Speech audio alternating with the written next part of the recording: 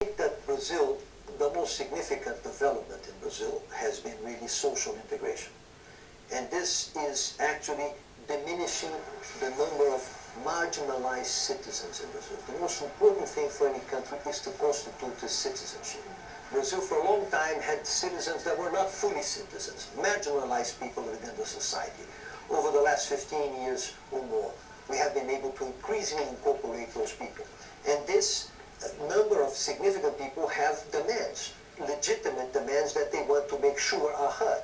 And this instance is really a new vocalization of this demand. And part of that vocalization is about the corruption. And going back to the World Cup, you know, the kind of questions that are already being asked about how the tickets are being handed out, how the money is being controlled, whether the whole thing is a stitch-up already, leaving out the vast majority of Brazilians who would like to participate in a fantastic event. Do you take that on board? Well, this is a technical question. What I can say is that, from my understanding, tickets for the World Cup and for the Olympic Games are usually controlled by the global governing entities, that is to say FIFA and the International Olympic Committee, and not much so to the countries that host. We had the issues here that you know because exactly of that procedure.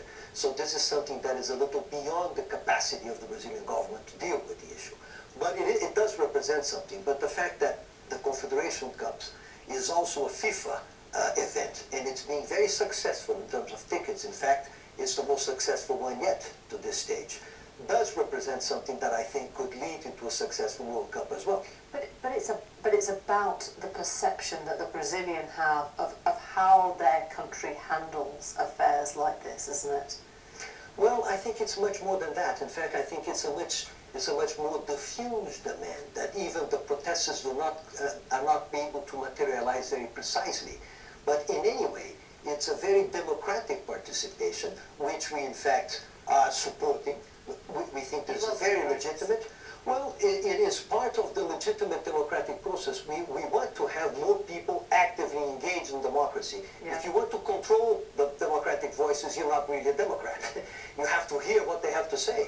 And this is essentially what we're trying to do. We have to develop means of making sure they're going to improve. You know, democracy is a process. There's no perfect democracy. We have to continue the process of improvement. We have many challenges ahead of us.